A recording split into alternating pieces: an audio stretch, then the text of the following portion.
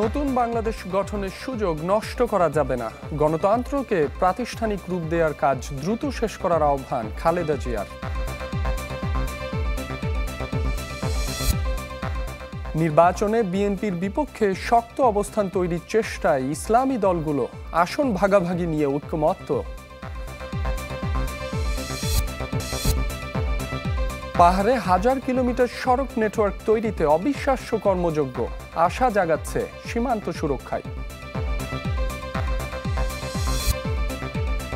রাজশাহীতে নির্মাণের মধ্যেই সড়কে ধস, 2 গ্রামের যোগাযোগ বিচ্ছিন্ন, ঠিকাদারকে ভর্ৎসনা।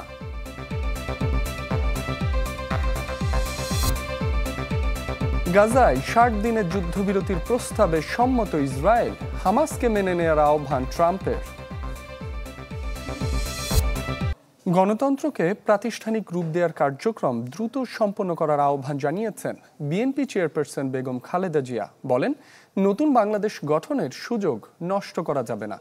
জুলাই অভ্যুত্থানের বর্ষপূর্তির আলোচনায় এ আহ্বান জানান সাবেক প্রধানমন্ত্রী। এ সময় দলের ভারপ্রাপ্ত চেয়ারম্যান তারেক রহমান বলেন, প্রতিশোধ প্রতিহিংসা নয়, শুরু হোক ভালো কিছু করার প্রতিযোগিতা। শুরুটা ছিল কোটা সংস্কার আন্দোলন দিয়ে, এক পর্যায়ে যার রূপ নেয় সরকার পতনের এক দফায়। ছাত্র জনতার সেই অভ্যুত্থানে দেশ ছেড়ে পালিয়ে যেতে বাধ্য হন শেখ হাসিনা। ফ্যাসিবাদ বিরোধী গণ অভ্যুত্থানের টার্নিং পয়েন্ট ছিল জুলাই, আর সেই জুলাইকে স্মরণ করতে বৃহৎ পরিসরে কর্মসূচি পালন করছে বিএনপি। রাজধানীর চিনমৈত্রী সম্মেলন কেন্দ্রে মাসব্যাপী কর্মসূচির উদ্বোধনীতে দেখানো হয় জুলাই আন্দোলনের উপর নির্মিত ভিডিও চিত্র। অনুষ্ঠানে প্রধান অতিথি বিএনপি চেয়ারপারসন বেগম খালেদা জিয়া। নতুন করে দেশ গড়ার যে সুযোগ তৈরি হয়েছে তা কাজে লাগানোর তাগিদ দেন তিনি। একই সাথে গণতন্ত্রকে প্রাতিষ্ঠানিক রূপ দেওয়ার কার্যক্রম দ্রুত সম্পন্ন করারও আহ্বান জানান বিএনপি চেয়ারপারসন। আমাদের সামনে যে সুযোগ সৃষ্টি হয়েছে, নতুন করে গণতান্ত্রিক ব্যবস্থাকে প্রাতিষ্ঠানিক রূপ দেওয়ার, তা আমাদের দ্রুত সম্পন্ন করতে হবে। সর্বোপরি বাংলাদেশের স্বাধীনতা, সার্বভৌমত্বকে রক্ষা করতে হবে। বিশেষ অতিথির বক্তব্যে তারেক রহমান বলেন, ফ্যাসিবাদ বিরোধী ঐক্য ভবিষ্যতে অটুট থাকবে, এমনটাই বিশ্বাস করে বিএনপি। আরো একবারের জন্য ভুল করা চলবে না। সুতরাং জনগণের বাংলাদেশে জনগণের সরাসরি ভোটে জনগণের প্রতি জবাবদিহিমূলক নির্বাচিত গণতান্ত্রিক সরকার প্রতিষ্ঠা করে লাখো শহীদের কাঙ্ক্ষিত একটি ইনসাফ ভিত্তিক গণতান্ত্রিক মানবিক বাংলাদেশ গড়ার মধ্য দিয়েই শহীদদের প্রতি আমাদের ঋণ পরিশোধের এখনই সময়। সংখ্যানুপাতিক হারে নির্বাচন ব্যবস্থা পলাতক ফ্যাসিবাদকে উৎসাহিত করে কিনা তা গুরুত্ব সহকারে পর্যালোচনা করার আহ্বান জানান বিএনপির ভারপ্রাপ্ত চেয়ারম্যান। বলেন, প্রতিশোধ প্রতিহিংসা নয়, শুরু হোক ভালো কিছু করার প্রতিযোগিতা। সংখ্যানুপাতিক নির্বাচনী ব্যবস্থা দেশে ঐক্যের পরিবর্তে বিভক্তিমূলক সমাজ এবং অস্থিতিশীল সরকার সৃষ্টির কারণ হয়ে উঠতে পারে কি না, এই বিষয়গুলো গুরুত্ব সহকারে আরো একবার ভেবে দেখার জন্য আমি সকল রাজনৈতিক নেতৃবৃন্দকে বিনীত আহ্বান এবং অনুরোধ করব। জনগণের রায়ে ক্ষমতায় গেলে জুলাই গণ অভ্যুত্থানে শহীদদের নামে বিভিন্ন স্থাপনার নামকরণের কথাও জানান তারেক রহমান। দেশের বিভিন্ন স্থাপনা, সড়ক কিংবা গুরুত্বপূর্ণ প্রতিষ্ঠানের নামকরণের ইচ্ছে আমাদের আছে। শাহনেওয়াজ বাবলু, চ্যানেল 24, ঢাকা। আগামী নির্বাচনে বিএনপির বিপক্ষে শক্ত অবস্থান তৈরির চেষ্টা চালাচ্ছে ইসলামী দলগুলো। জোট না করলেও এরই মধ্যে সমঝোতার ভিত্তিতে আসন ভাগাভাগির বিষয়ে একমত হয়েছে জামাত, ইসলামী আন্দোলন সহ বেশ কয়েকটি ইসলামী দল। রমিজ হুসাইনের রিপোর্ট। গণ অভ্যুত্থানের পর পরিবর্তনের হাওয়া অন্য অনেক কিছুর মতোই বদলে দিয়েছে রাজনীতির সমীকরণ। তাই ছেদ পড়েছে বিএনপি জামাতের প্রায় 2 যুগের গাঁটছড়াই। অন্যদিকে সাপে নেউলে সম্পর্ক ভুলে কাছে আসছে জামাত ও চরমোনাই পীরের ইসলামী আন্দোলন বাংলাদেশ। বড় পরিসরে এর বহিঃপ্রকাশ ঘটল শনিবার সোহরাওয়ার্দী উদ্যানের মহাসমাবেশে। আকিদাগত মতপার্থক্য একপাশে রেখে আগামী নির্বাচন ঘিরে সমঝোতা হয়েছে ইসলামী দলগুলোর মধ্যে। নির্বাচনে বিএনপির বিপরীতে শক্তিশালী অবস্থান তৈরি করতে চান তারা। একটি বাক্সের জন্য সবাই ভোট দিতে পারি আমরা, এটা যারা আমাদের সমর্থক গোষ্ঠী আছে তারাও চায়, নেতৃবৃন্দ প্রায় কাছাকাছি মতো এসে গেছে।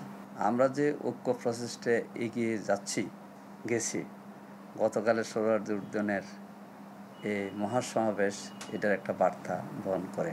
এবার যেহেতু আওয়ামী লীগ নির্বাচন অনেকটা অপ্রাসঙ্গিক, অতএব এখানে আমরা যেটা এখন রিয়ালাইজ করছি যে বিএনপির সঙ্গে আমাদের একটা নির্বাচনের মাঠে একটা লড়াই হবে। ইসলামী সব দল মত ঘরানাকে ঐক্যবদ্ধ করে আমরা আগামী নির্বাচনের সময়টা পার করব। সেই লক্ষ্যে বাংলাদেশ খেলাফত মজলিস অন্যান্য দলগুলোর সাথে সমন্বয় করে কাজ করে যাচ্ছে। ইসলামী দলগুলো কোনো নির্বাচনে জোট করবে না, বরং লক্ষ্য অর্জনে আসন ভাগাভাগি করবে সমঝোতার ভিত্তিতে, যেখানে থাকছে জামাত, ইসলামী আন্দোলন, খেলাফত মজলিস, নেজামে ইসলাম, জমিয়তে উলামা ইসলাম সহ বেশ কয়েকটি ধর্মভিত্তিক রাজনৈতিক দল। জোটের ফরম্যাটে আমরা যাচ্ছি না, যেখানে যা সম্ভাবনা বেশি থাকবে। হ্যাঁ, কিছু ছোট সংগঠন আছে, তাদের কোনো জায়গায় হয়তো সম্ভাবনা নেই, সেই জন্য যারা একটু যাদের শক্তি সামর্থ্য একটু বেশি, তাদেরকে একটু বেশি ছাড় দিতে হবে। এমন স্যাক্রিফাইসের মানসিকতা আমাদের সবার মধ্যে আছে। আমরা বেশি অগ্রাধিকার দিচ্ছি সমঝোতার। আলাপ আলোচনা চলছে, অগ্রগতি আছে। তো এই অগ্রগতির শেষ পর্যায়ে কি হয় এটা এখন বলা যাবে না। স্থানীয় সরকার ভোট, সংস্কারের পরে জাতীয় নির্বাচন ও সংখ্যানুপাতিক নির্বাচন সহ বেশ কিছু বিষয় আপাতত একমত ইসলামী দলগুলো। অচিরেই আরও বিস্তারিত সামনে আনবেন তারা। রমিজ হুসাইন, চ্যানেল 24, ঢাকা। 2024 সালের 4 আগস্ট ছাত্রদের দাবিতে উত্তাল ছিল সারা দেশের রাজপথ। ব্যতিক্রম ছিল না জয়পুরহাট। সেখানেই আন্দোলনের মিছিলে গুলিবিদ্ধ হন রাকিব হাসান রকি। হাসপাতালে নেওয়া হলেও বাঁচানো যায়নি এক চোখ, অন্য চোখও এখন হারানোর পথে। রাকিব হাসান রকির জগৎটা এখন অন্ধকারের প্রতিশব্দ। ঘর জুড়ে যত আলোয় থাকুক, আঁধারে ঢেকেছে তার জীবন। বাবা মায়ের স্বপ্ন হয়ে থাকতো যে সন্তান, আজ তাকে ঘিরে রাজ্যের দুশ্চিন্তা। এমন অবস্থার মাঝে রকিকে ফেলে গেছে তার জীবন সঙ্গিনীও। এই চোখে গুলি লাগছে, সেই চোখটা তো পুরোটাই আমার নষ্ট হয়ে গেছে, দেখতে পাই না। আর যেটা ভালো আছে ওটাও আস্তে আস্তে খারাপের দিকে যাইতেছে। সরকার বলছে চিকিৎসা করাবে, কিন্তু চিকিৎসা সেভাবে গুরুত্ব দিতেছে না আমাদের। প্রায় 1 বছর হয়ে যাইতেছে। এভাবে যদি আরও সময় লাগে তো আমার ভালো যে চোখটা আছে ওটা নষ্ট হয়ে যাবে। 35 জুলাই জয়পুরহাটে জনতার সংগ্রামে নেমেছিল টেক্সটাইল শ্রমিক রকি। বৃষ্টির মতো পুলিশের ছোড়া ছররা বুলেটে বিদ্ধ করেছে তার মুখ, আর তাতে নিঃশেষ হয়ে গেছে এক চোখ, আর চোখের 60 ভাগই হয়েছে নষ্ট। ছেলের চিকিৎসা করাতে গিয়ে হোটেলের শ্রমিকের কাজ হারিয়েছেন বাবা। এখনো চোখের ভিতরে গুলি 4টা আছে, বাড়ায়নি। বুকে গুলি কয়েকটা বাড়াছে, এখন আছে, কুমড়ে আছে, এখনো সবগুলি আমার বাচ্চাটার বাড়ায়নি। আমার ছেলেরও চাকরি ওই 4 আগস্টের আগে চলে গেছে, আমারও চাকরি নেই। আমি এখন কিভাবে চলবো? তাই আমি সরকারের কাছে আবেদন করতেছি কোনো পুনর্বাসন যদি সরকার করে। চোখের আলো ফিরে পেতে উন্নত চিকিৎসার জন্য বিদেশে নেয়ার পরামর্শ দিয়েছেন ডাক্তাররা। তাই সমাজের বিত্তবানদের এগিয়ে আসার অনুরোধ স্থানীয়দের। 1 বছর শেষ হয়ে গেল, এখনো রকি ভাইয়ের কোনো চিকিৎসা সেবা, পরিপূর্ণ চিকিৎসা সেবা রকি ভাই পায় নাই। তার যদি চোখের দৃষ্টি ফেরানোর কোনো উদ্যোগ সরকার নেয়, সে আবার আমাদের এই দেশ দেখতে পারবে, যেই দেশের প্রত্যাশা নিয়ে সে আন্দোলনে নেমেছিল। জয়পুরহাট জেলা প্রশাসক জানান, রকির উন্নত চিকিৎসার জন্য সুপারিশ পাঠানো হয়েছে জুলাই ফাউন্ডেশনে। ডাক্তারের ভাষ্য মতে আসলে তার চিকিৎসার জন্য, উন্নত চিকিৎসার জন্য তারা বিদেশে পাঠানোর জন্য আমাদেরকে সাজেশন দিয়েছে। সেই অনুযায়ী আমরা জুলাই সেলে তার আবেদনটা ফরওয়ার্ড করেছি। আমরা আশা করি জুলাই সেল থেকে তার হয়তো উন্নত চিকিৎসার জন্য যাচাই বাছাই অন্তে প্রেরণের ব্যবস্থা গ্রহণ হবে। অভ্যুত্থানের 1 বছরেও জুলাই যোদ্ধাদের উন্নত চিকিৎসা নিয়ে অনিশ্চয়তায় রকির মতো অনেকেই। Desk report, channel 24। গণ-অভ্যুত্থানের প্রথম শহীদ আবু সাইদকে শ্রদ্ধায় স্মরণ করল জাতীয় নাগরিক পার্টি এনসিপি। তার কবর জিয়ারত শেষে জুলাই পদযাত্রা শুরু করে দলটি। পরে নেতারা বলেন, মৌলিক সংস্কার করে তারপরেই যেতে চান নির্বাচনে। জুলাই সনদ ও ঘোষণাপত্র আদায় করেই গড়ে তোলা হবে নতুন দেশ। বছর ঘুরে ফিরল রক্তাক্ত জুলাই। কোটা আন্দোলন থেকে শুরু করে ধাপে ধাপে যা হয়ে ওঠে স্বৈরাচার বিরোধী আন্দোলন। অতঃপর 16 বছরের দুঃশাসনের অবসানে বিজয়ের হাসি। ছাত্র জনতার এই গণ অভ্যুত্থানের প্রথম শহীদ রংপুরের আবু সাইদ। মঙ্গলবার রংপুরের পীরগঞ্জে সেই আবু সাইদের কবর জিয়ারতের মধ্য দিয়ে জুলাই অভ্যুত্থানের বর্ষপূর্তি উপলক্ষে মাসব্যাপী কর্মসূচির সূচনা করল জাতীয় নাগরিক পার্টি।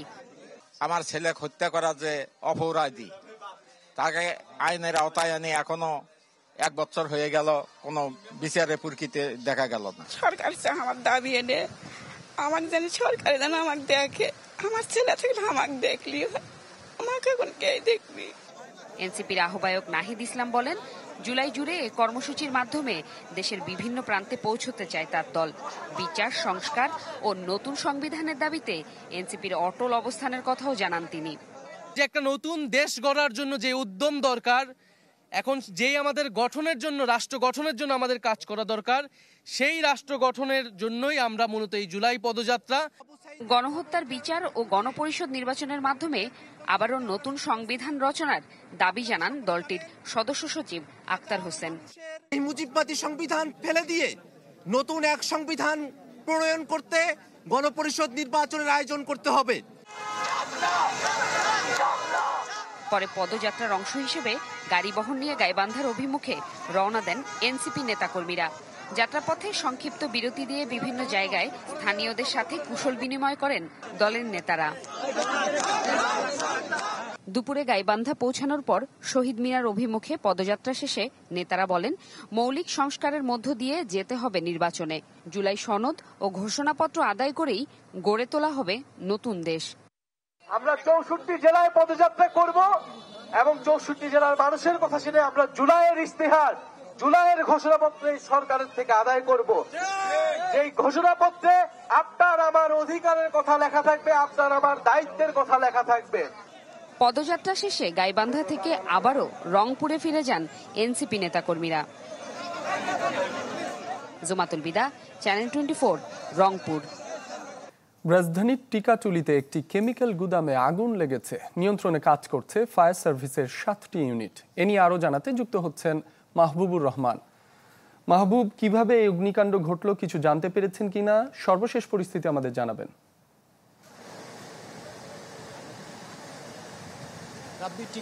টিকাটুলির যে মামুন প্লাজা, এটি যে অগ্নিকাণ্ডের ঘটনা ঘটেছে এটি আমরা সবাই জানি। ফায়ার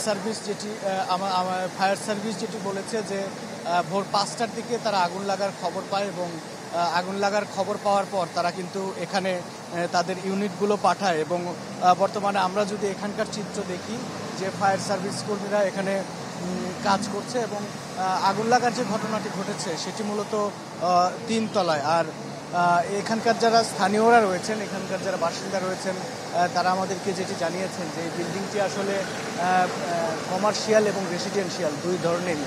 দেখা যাচ্ছে নিচতলা থেকে 3 তলা পর্যন্ত কমার্শিয়াল স্পেস হিসেবে ব্যবহার হচ্ছে, যেখানে কেমিক্যালের গোডাউন রয়েছে, এবং 3 তলার পর থেকে সেখানে কিন্তু রেসিডেন্সিয়াল হিসেবে ব্যবহার হয়। সেখানে মানুষজন বাসা ভাড়া করে কিন্তু সেখানে থাকে, যার দরুন দেখা যাচ্ছে এই 3 তলায় পর্যন্ত যে আগুন যে লেগেছে, যেহেতু কেমিক্যালের গোডাউন, তাই এই আগুনটি আসলে নিয়ন্ত্রণে আসলেও ফায়ার সার্ভিস কর্মীরা বলছেন যে যেহেতু কেমিক্যালের গোডাউন নিয়ন্ত্রণে আসলেও আবার কখন সেখানে বাতাস লাগবে, কিংবা যেহেতু কেমিক্যাল যেহেতু অগ্নি উত্তেজক পদার্থ, আবার কখনো আগুন লাগবে সেই কথা তারা বলতে পারছে না। এবং তাদেরকে যেটি বলেছিলাম যে আগুন নিয়ন্ত্রণে আসছে কিনা, তারা যেটি জানিয়েছে যে নিয়ন্ত্রণে আসছে, কিন্তু সেটি আবার কখনো আবার ভয়াবহ আগুনে রূপ নেবে সেটি বলা যাচ্ছে না। এখানকার স্থানীয় বাসিন্দারা যেটি বলছেন যে এই বিল্ডিংটি আসলে কমার্শিয়াল বিল্ডিংও নয়, আবার একেবারে রেসিডেন্সিয়াল বিল্ডিংও নয়, যার দরুন আসলে এখানে যে সকল বাসিন্দারা এই বিল্ডিংয়ে বসবাস করেন তারা আসলে খুব ভয়ের মধ্যে রয়েছেন। এবং ফায়ার সার্ভিস কর্মীরা আমাদেরকে যেটি জানিয়েছে যে ভোর 5টার দিকে যখন আগুন লাগার খবর পায় তখন তারা এখানে এসেছে এবং বর্তমানে ফায়ার সার্ভিসের 7টি ইউনিট এখানে কাজ করছে। এবং যেহেতু উপরের তলায় এখনও রয়েছে ফায়ার সার্ভিস কর্মীরা, তারা যখন নিচে আসবে এবং তারা যখন ব্রিফিং করবে তখন আসল ঘটনা জানা যাবে, সব কিছু জানা যাবে। রাব্বি। মাহবুব, আপনাকে ধন্যবাদ। রাজধানীর টিকাটুলিতে অগ্নিকাণ্ডের সর্বশেষ পরিস্থিতি জানাচ্ছিলেন মাহবুবুর রহমান। 2018 সালের একাদশ সংসদ নির্বাচন ছিল প্রহসনমূলক। রাতের ভোটের দায় স্বীকার করতে আদালতে জবানবন্দি দিয়েছেন সাবেক প্রধান নির্বাচন কমিশনার নুরুল হুদা। মঙ্গলবার ঢাকার অতিরিক্ত মেট্রোপলিটন ম্যাজিস্ট্রেট মোহাম্মদ জিয়াদুর রহমানের আদালত তার জবানবন্দি রেকর্ড করেন। পরে নুরুল হুদাকে কারাগারে পাঠানোর আদেশ দেয়া হয়।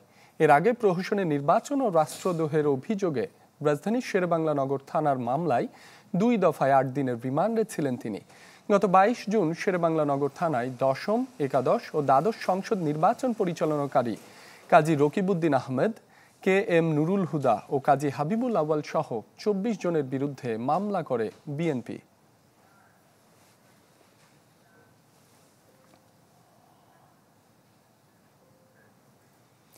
আগামী ফেব্রুয়ারি থেকে এপ্রিলের মধ্যে জাতীয় নির্বাচনের প্রস্তুতি নিচ্ছে কমিশন।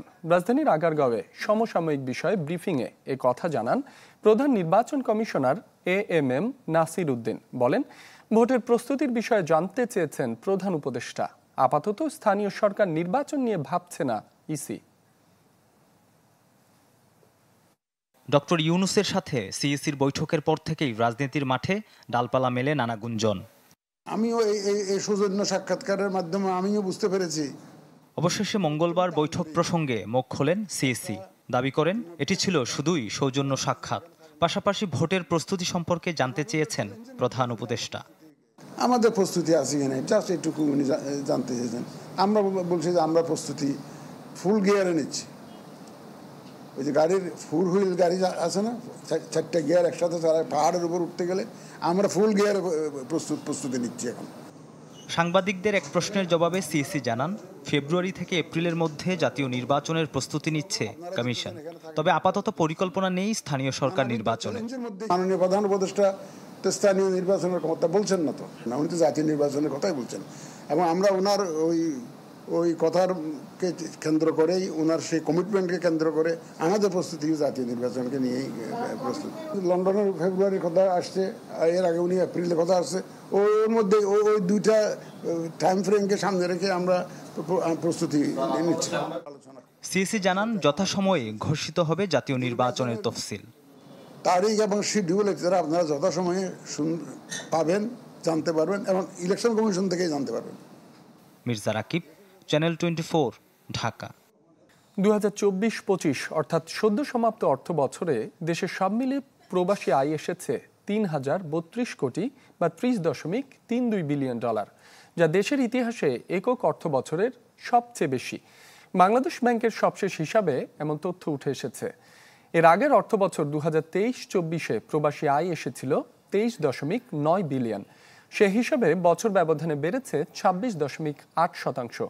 এর আগে সবচেয়ে বেশি আয় ছিল 2020-21 অর্থ বছরে 24.78 বিলিয়ন। তথ্য অনুযায়ী গত জুন মাসে প্রবাসীরা পাঠান 2.81 বিলিয়ন ডলার, যা আগের বছরের চেয়ে 11% বেশি। রেমিটেন্সের এই ধারাবাহিক প্রবৃদ্ধির কারণে মোট বৈদেশিক মুদ্রার রিজার্ভ দাঁড়িয়েছে 31.68 বিলিয়ন ডলার। IMF এর হিসাব পদ্ধতি BPM 6 অনুযায়ী 26.7 বিলিয়ন।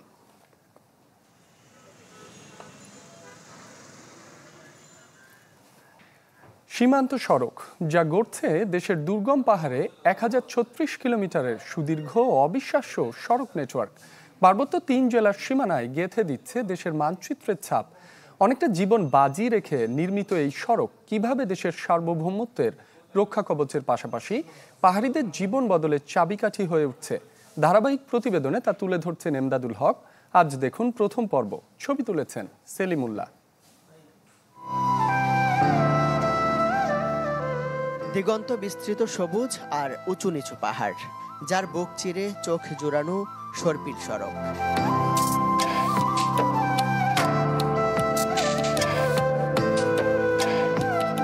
এটি পার্বত্য চট্টগ্রামে নির্মাণ করা সীমান্ত সড়ক। কক্সবাজার সীমানা ঘেঁষা ঘুমধুম থেকে বান্দরবান, রাঙামাটি আর খাগড়াছড়ির রামগড় পর্যন্ত ভারত মিয়ানমারের সীমান্ত ঘেঁষে 1036 কিলোমিটার জুড়ে হচ্ছে এই সড়ক।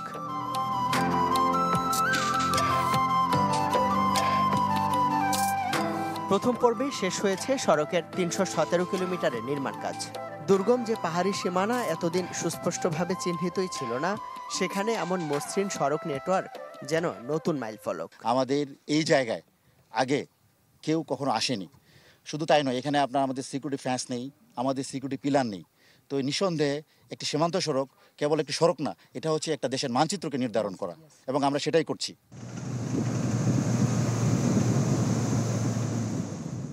দেশের দুর্গম সীমানায় নিজেদের অধিকার প্রতিষ্ঠা, অপার সৌন্দর্য উন্মোচনের পাশাপাশি পাহাড়ের মানুষের কাছে এই সড়ক যেন এক স্বপ্নের নাম।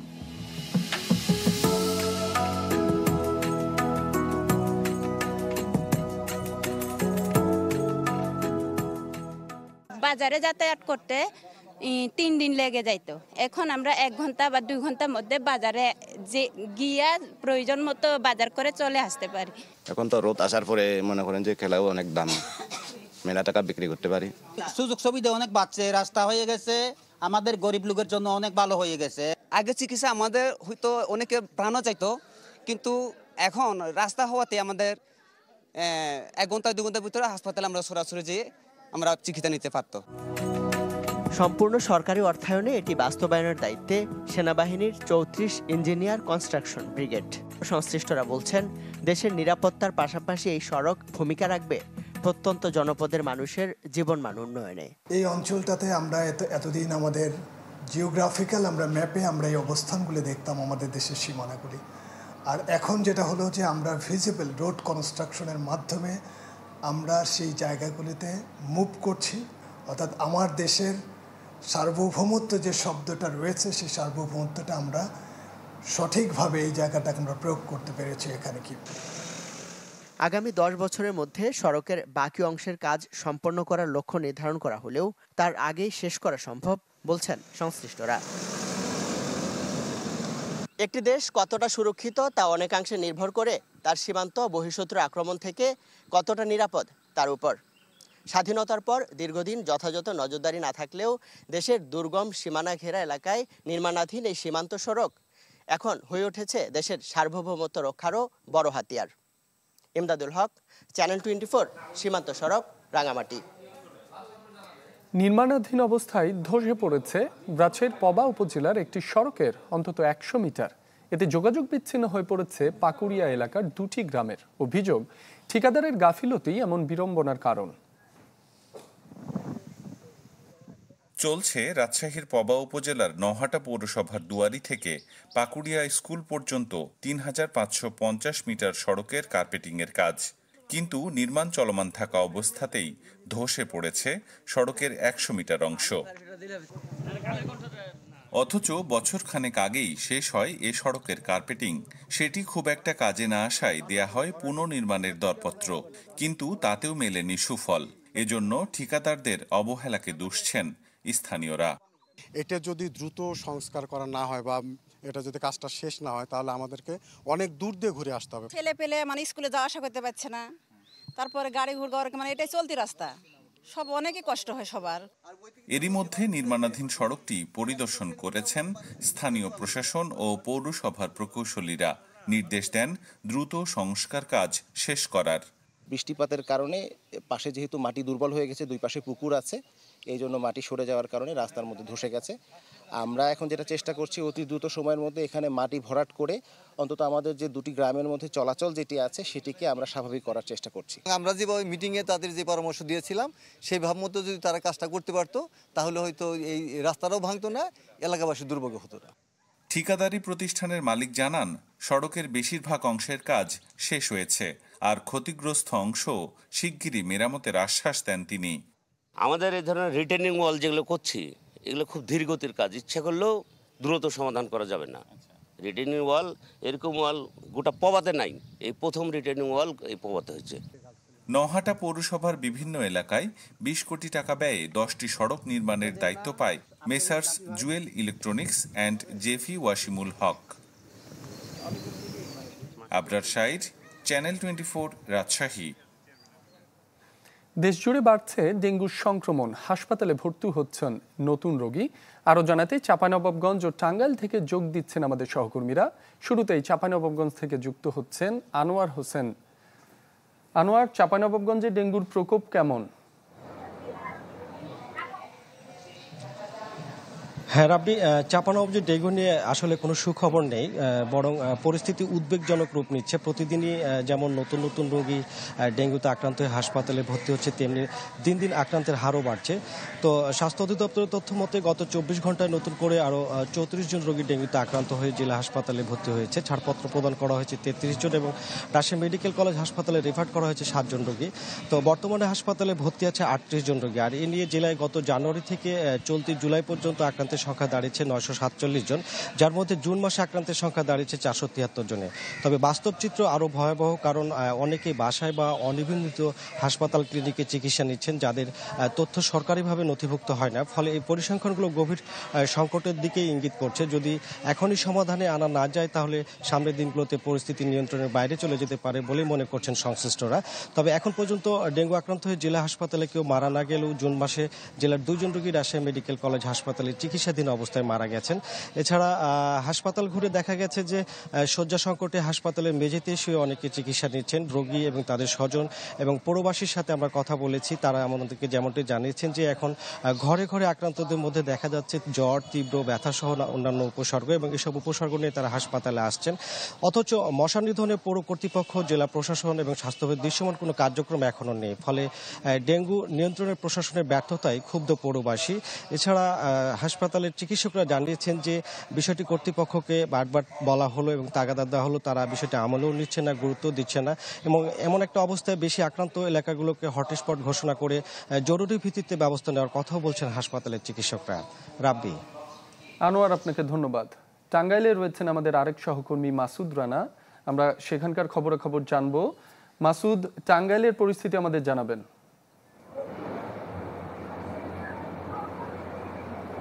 রাব্বি, আমি এই মুহূর্তে রয়েছি টাঙ্গাইল 250 বিশিষ্ট জেনারেল হাসপাতালে মেডিসিন ওয়ার্ডে। এই ওয়ার্ডে কিন্তু প্রতি বছর যে ডেঙ্গু জ্বরে আক্রান্ত যারা হয়ে আসেন, তারা কিন্তু এই ওয়ার্ডে সহ আরো আশেপাশে যে ওয়ার্ডগুলো রয়েছে সেই ওয়ার্ডে তাদের ভর্তি করা হয়। কিন্তু সুখের খবর হলো যে এখন পর্যন্ত এই চলতি বছরে মোট 4 জন ডেঙ্গু রোগী আক্রান্ত হয়ে এই হাসপাতালে ভর্তি হয়েছেন। এছাড়াও আরো বেশ কয়েকজন এই জানুয়ারি থেকে এখন বর্তমান সময় পর্যন্ত প্রায় আরো কয়েকজন বিভিন্ন বেসরকারি হাসপাতাল এবং বাড়িতে তারা চিকিৎসা নিয়েছেন। এছাড়া যে আমি যদি একটু আপনাকে বলি যে গত 2023 সালে যে প্রকোপ টাঙ্গাইলে দেখা দিয়েছিল ডেঙ্গু জ্বরের, সেই প্রকোপটি কিন্তু অনেকটাই বেশি ছিল এবং পরবর্তীতে 2024 সালে তা অনেকাংশে কমে আসে এবং সর্বশেষ বর্তমান যে 2025 সাল, এই চলতি বছরে কিন্তু তেমন কোনো প্রকোপ এখন পর্যন্ত দেখা দেয়নি। তবে এ নিয়ে যে জেলা প্রশাসন বা স্বাস্থ্য অধিদপ্তরের যে বিশেষ কোনো ধরনের যে তারা মাইকিং বা সচেতনতামূলক যে পোস্টগুলো রয়েছে, সেগুলো কিন্তু তারা কখনোই দিচ্ছেন না। এবং এই যে 250 বিশিষ্ট জেনারেল হাসপাতাল রয়েছে, এটার যারা তত্ত্বাবধায়ক রয়েছেন এবং স্বাস্থ্য কর্মকর্তা রয়েছেন, তাদের সাথে কথা বলেছি, তারা কিন্তু জানিয়েছেন যে বিগত 23 সালে যে ভয়ানক আকার ধারণ করেছিল এই ডেঙ্গু জ্বরে আক্রান্ত যে রোগীদের, তাদের কিন্তু এই হাসপাতালে ঠাঁই দেওয়াটাই অনেকটাই কষ্টকর হয়েছিল এবং তারা কিন্তু মেঝেতে এখানে চিকিৎসা নিয়েছেন। এবং এখানে যে বিষয়টা তাদেরকে বলা হয়েছিল যে এখানে এই যে ডেঙ্গু রোগী আলাদা তারা কোনো কিন্তু কেবিন বা আলাদা কোনো স্বাস্থ্য ব্যবস্থার কোনো করেননি এবং এখানে যে সাধারণ রোগী ছিল, সেই সাধারণ রোগীদের সাথে কিন্তু তাদের একত্রে এখানে চিকিৎসা দেওয়া হয়েছে। এবং এখন পর্যন্ত কিন্তু এই ডেঙ্গু রোগীর যে বর্তমানে 4 জন, গত এই চলতি মাসে এখন পর্যন্ত একজনও ভর্তি হয়নি। গত মাসে একজন ডেঙ্গু জ্বরে আক্রান্ত হয়ে ভর্তি হয়েছিলেন, তিনি ব্যবস্থাপত্র নিয়ে বাড়িতে তার চিকিৎসা নিচ্ছেন। এছাড়াও আমি টাঙ্গাইলের যে সিভিল সার্জন রয়েছে তার সাথে কথা বলেছি, তিনি জানিয়েছেন এই ডেঙ্গু জ্বর থেকে রক্ষা পেতে হলে অবশ্যই সবাইকে সচেতন হতে হবে এবং সচেতনতার মাধ্যমে এই ডেঙ্গু জ্বরকে একমাত্র মোকাবেলা করা সম্ভব। রাব্বি। মাসুদ, আপনাকে ধন্যবাদ। চাঁপানগঞ্জ ও টাঙ্গাইল থেকে ডেঙ্গু পরিস্থিতির খবর জানাচ্ছিলেন আমাদের সহকর্মীরা। কুষ্টিয়ায় জুলাই বিপ্লব নিয়ে এক পুলিশ কনস্টেবলের কটূক্তির প্রতিবাদে বিক্ষোভ করেছে ছাত্র জনতা। গত রাতে পুলিশ লাইনের সামনে টায়ার জ্বালিয়ে সড়ক অবরোধ করে বৈষম্য বিরোধী ছাত্র আন্দোলনের নেতাকর্মীরা। অভিযোগ, কুষ্টিয়া ট্রাফিক পুলিশে কর্মরত কনস্টেবল ফরজুল ইসলাম রনি তার ফেসবুকে জুলাই বিপ্লব নিয়ে অশালীন মন্তব্য করেন। তাই অভিযুক্ত পুলিশ সদস্যকে স্থায়ী বরখাস্ত ও গ্রেফতারের দাবি জানান তারা। পরে শাস্তিমূলক ব্যবস্থা নেওয়ার আশ্বাসে কর্মসূচি প্রত্যাহার করেন তারা।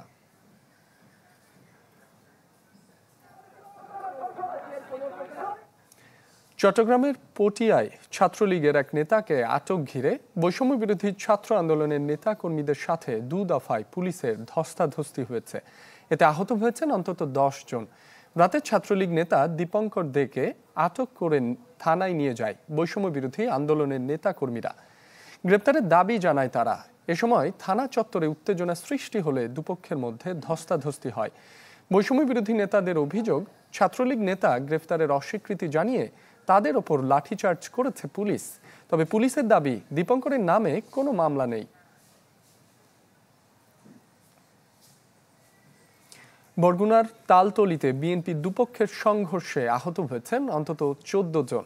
আধিপত্য বিস্তার নিয়ে উপজেলা বিএনপির আহ্বায়ক শহীদুল হকের সাথে যুগ্ম আহ্বায়ক মাহবুবুল আলম মামুন এবং যুবদলের সদস্য সচিব রিয়াজুল ইসলামের বিরোধ দীর্ঘদিনের।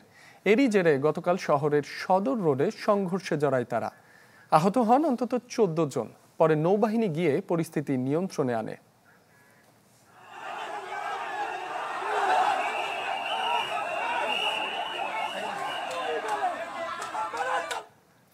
সিরাজগঞ্জে বাড়ছে নদী ভাঙন, আতঙ্কে নদীপাড়ের মানুষ। আরো খবর জানাতে সিরাজগঞ্জ থেকে যোগ দিচ্ছেন হিরক গুণ। হিরক, সর্বশেষ পরিস্থিতি আমাদের জানাবেন। সিরাজগঞ্জে কিন্তু যমুনা নদীর পানি বৃদ্ধি অব্যাহত রয়েছে। গত এক সপ্তাহ ধরে কিন্তু এই যমুনা নদীর পানি বাড়ছে। ঠিক আমরা আজকে রয়েছি সিরাজগঞ্জের সদর উপজেলার যেটি ভাটপেয়ারি গ্রাম, এই গ্রামটি কিন্তু একটি ভাঙন কবলিত গ্রাম। ঠিক বর্ষা মৌসুমের শুরুতেই কিন্তু এই যমুনা নদী সিরাজগঞ্জ সদর উপজেলা যেটি ভাটপেয়ারি গ্রাম, সেই গ্রামে কিন্তু আসলে আগ্রাসী রূপ ধারণ করে। তবে এখন ভাঙন কিছুটা কম থাকলেও কিন্তু আপনারা দেখতে পাচ্ছেন যে ইতিমধ্যেই পানি উন্নয়ন বোর্ডের পক্ষ থেকে এই ভাঙন রোধে কিন্তু বালিভর্তি যেটি জিও ব্যাগ নিক্ষেপ করে তারা ভাঙন কিছুটা রোধ করেছে।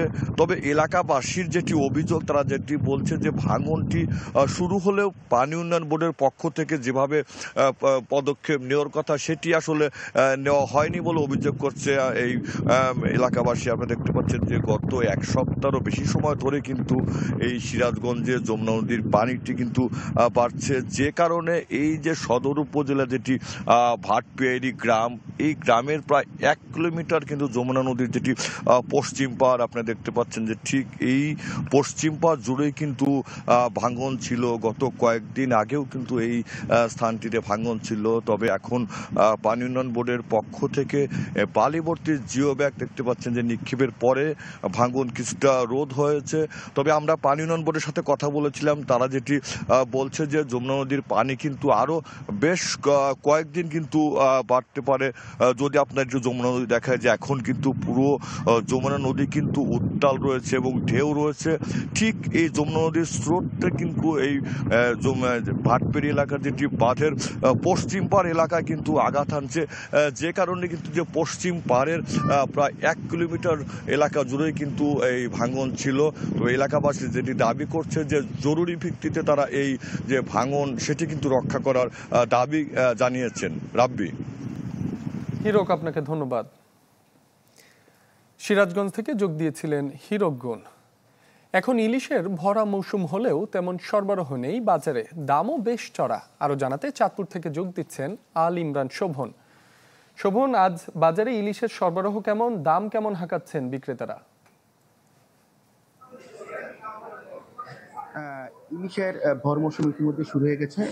আমি এই মুহূর্তে রয়েছি চাঁদপুর জেলা শহরের যে বৃহৎ যে মৎস্য আড়ত রয়েছে, যেটি চাঁদপুর শহরের বড় স্টেশন এলাকা অবস্থিত, আমি সেই ঘাটটিতে অবস্থান করছি। আপনি জানেন ইলিশের জন্য চাঁদপুর জেলার একটি বেশ খ্যাতি রয়েছে, কিন্তু ইলিশ সরবরাহ কম থাকার কারণে বেশ উচ্চ মূল্যে সাধারণ মানুষ এখন ইলিশ ক্রয় করতে হচ্ছে। বলতে গেলে ইলিশ এখন সাধারণ মানুষের এখন হাতের নাগালের বাইরে। আমি এই বিষয়ে ব্যবসায়ীদের সাথে কথা বলেছি, তারা যেটি বলেছেন মূলত সরবরাহ কম থাকার কারণেই এই ইলিশের এই এত দাম বেশি। তারা যদি আজকে যে বাজার দর সেটি তারা বলেছেন 1 কেজি পরিমাপের যে ইলিশটি রয়েছে সেটি বিক্রি হচ্ছে 2500 থেকে 2600 টাকা দরে। এছাড়া 800-900 গ্রাম ওজনের যে ইলিশটি রয়েছে সেটি বিক্রি হচ্ছে 2100 থেকে 2200 টাকা দরে। এছাড়া 1 কেজি পরিমাপের উপরে 1100 থেকে 1200 গ্রাম ওজনের যে ইলিশটি রয়েছে সেটি বিক্রি হচ্ছে 3000 থেকে 3200 টাকা দরে। ব্যবসায়ীরা বলছেন চাঁদপুরের যে মেঘনা নদীর ইলিশ সেটি এখন প্রতিদিন গড়ে 50 থেকে 60 মণ বৃহৎ মৎস্য আড়তে সরবরাহ হচ্ছে। ইলিশের সরবরাহ কম থাকার কারণে তারা এখন বলতে গেলে অনেকটা অলস সময় পার করছে। তারা বিগত দিনে এই সময় ইলিশ নিয়ে তাদের যে ব্যস্ততা ছিল, বিশেষ করে এখানকার যে ব্যবসায়ী রয়েছেন এবং শ্রমিকরা রয়েছেন, সেই ব্যস্ততা এখন অনেকটা নাই বললেই চলে। আপনি দেখতে পাচ্ছেন এখানকার ব্যবসায়ী এবং শ্রমিকরা অনেকটা অলস সময় কাটাচ্ছে।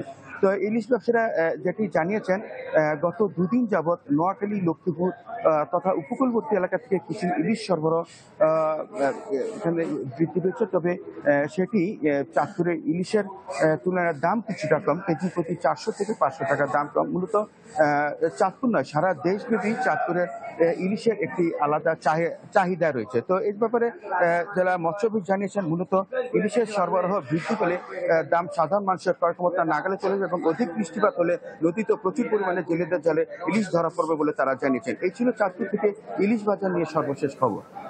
শোভন, আপনাকে ধন্যবাদ। চাঁদপুর থেকে ইলিশ বাজারের খবর জানাচ্ছিলেন আল ইমরান শোভন। মিয়ানমারের জাত হিসেবে পরিচিত রাঙ্গুয়াই আমের ফলন বেড়েছে পার্বত্য জেলা বান্দরবানে। পোকামাকড়ের আক্রমণ কম এবং ফলন ভালো হওয়ায় চাষিদের মাঝে জনপ্রিয় হয়ে উঠেছে এ আমের চাষ। চাহিদা ভালো থাকায় লাভবান হচ্ছেন ব্যবসায়ীরাও।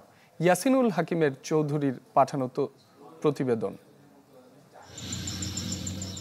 পাহাড়ি জেলা বান্দরবানে বেড়েছে রাঙ্গুয়াই আমের চাষ। স্থানীয়ভাবে যা পরিচিত বার্মিজ রাঙ্গুয়াই বা বুকসেলাই রাঙ্গুয়াই নামে। কয়েক দশক আগে মিয়ানমার থেকে বীজ এনে চিম্বুক পাহাড় ও তার আশপাশের এলাকায় রাঙ্গুয়াই আমের চাষ শুরু করে স্থানীয় বম সম্প্রদায়। কালের বিবর্তনে এটি দখল করে নেয় জেলার প্রধান জাতের আমের স্থান। পোকামাকড়ের আক্রমণ কম এবং খুব কম সময়ে ফলন হওয়ায় দিনে দিনে যা জনপ্রিয় হয়ে উঠেছে চাষিদের কাছে। বার্মা থেকে আম বীজটা দিয়া আমরা এটা চাষ করিয়া এখন 5 একর আমরা মোটামুটি 1 বছর খানা তো পাইছি। কোটা ভালো লাগে, তারপরে ভালো করে বিক্রি করা যায়। ঢাকা শহর, চিটাগাং, সিলেট এবং রাজশাহী বিভিন্ন জায়গাতে এখান থেকে পাঠানো হয়। দেশের বিভিন্ন জেলায় চাহিদা বেড়েছে এই আমের, তাই আর্থিকভাবে লাভবান হচ্ছেন ব্যবসায়ীরাও। চাহিদা ফল ভালো হয়। এই রাঙ্গুয়াই আম বান্দরবান ছাড়া কোথাও পাওয়া যায় না। আমরা প্রতি বছরে নিয়ে যাই এই যে চিটাগাং আর কক্সবাজার, এই চকরিয়া। বিভিন্ন জায়গায় ফাটাই, চট্টগ্রাম ফাটাই, ফেনী ফাটাই, বিভিন্ন জায়গায় ফাটাই। আমরা মোটামুটি ভালো, চাহিদা ভালো আছে। সঠিক পরিচর্যা পেলে পাহাড়ে রাঙ্গুয়াই আমের ফলন আগামীতে আরও বাড়বে বলে আশা কৃষি সম্প্রসারণ অধিদপ্তরের। বাগান যখন লিজ দিয়ে দেওয়া হয় তখন কিন্তু বাগানের তেমন একটা পরিচর্যা, যারা কিনে নেয় বাগানটা তারা কিন্তু পরিচর্যাটা করে না। তো আজ বেশি ফলন পেতে গেলে তাহলে আপনার বাগানগুলোর পরিচর্যা করতে হবে এবং লিজ দিয়ে একেবারে 5 বছরের জন্য বিক্রি করে দেওয়াটা এটা ঠিক হবে না। কৃষি সম্প্রসারণ অধিদপ্তরের তথ্য মতে জেলায় এবছর 10,346 হেক্টর জমিতে বিভিন্ন জাতের আমের আবাদ হয়েছে, যার মধ্যে শুধু রাঙ্গুয়াই আবাদ হয়েছে 7,167 হেক্টর জমিতে। Desk report, channel 24। Jessore Benapole মহাসড়কের নবীনগর এলাকায় ভেঙে পড়েছে একটি শতবর্ষী গাছ।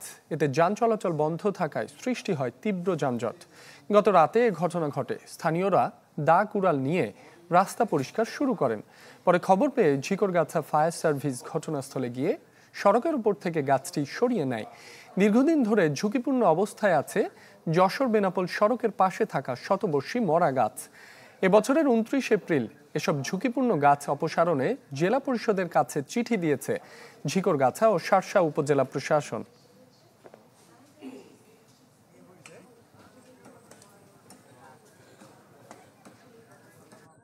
আল্লাহ মাফ করে খায়, এই গাছগুলো কাটে না। আল্লাহ, আমাদের এত পরিবেশের দরকার নেই, গাছগুলো কাটা উচিত। আমাদের রাস্তায় যে দুর্ঘটনা, একটা মানুষের ক্ষতি হলে কিটা দেখে দেখতো এগুলো। একটা মানুষের জানের থেকে গাছের মূল্য বেশি না, গাছ কিটা লাগানো যাবে।